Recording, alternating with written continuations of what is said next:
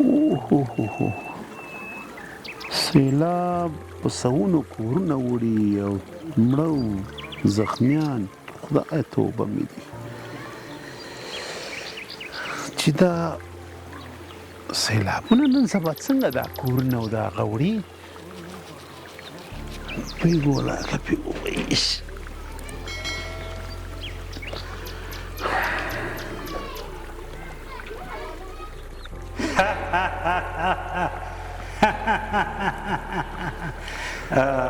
زه دې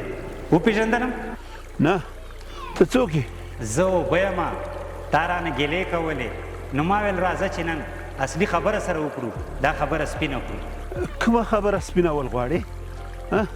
همدا خبره سپینول غواړم تاسو ویل چې سیلابونه د اوبو په شکل راځي او خلکو ته کورونه وړي او کله کله انسانان هم وړي او نوره تباهي هم کوي هو دا خبره خو ما وکړه خو ته څه وایې ته ملامته نه نه زه ملامته نه یم ملامته تاسو ټول انسانان یې ځکه چې دا کار ټول په تاسو کې دی عجبه ده وړل ته کې تباهي ته کې وژل ته کې او ملامته انسانان دي ځکه وړل کومه او که راوړل کومه دا راته ووایه چې کوم انسان پسې مونږ کور ته ورغلي یو نه یو ورغلي مونږ هغه انسانان او هغه کورونه وړو چې زمونږ مخه نیسي او له مونږ سره بې پروایي کوي نو موږ کورونه چیرته جوړ کړو او بله دا چې موږ ولامبو په څه شي کورونه چې هر چیرته جوړوئ خو زمونږ په مخ یې مه جوړوئ ځکه چې زمونږ مخه نیسي او زمونږ لاره بندېږي او بله خبره دا ده چې تاسو ټولو زمونږ د جذبولو سیسټم را خراب کړ او تاسو ګندګي چې ده په نلیو کې غورځوئ او زمونږ مخه بندوئ او مونږ چې روان شو نو په کومه خوا لاړ شو چې تاسو لار را نه کړئ نو د لامبلو سره څه وکړو ونه لامبو ولامبئ په خپلو کورونو په خپلو امامونو کې ولامبئ چې لامبو نه درځي نو سیند ته ولې رادانګئ تاسو ښه پوهېږئ چې تاسو زمونږ د زور نه یئ نو ولې سیند ته راښکته کېږئ هرې خوا چې مخ واړوئ ملامته تاسو انسانان راځئ نو ته څه وایې چې موږ څه وکړو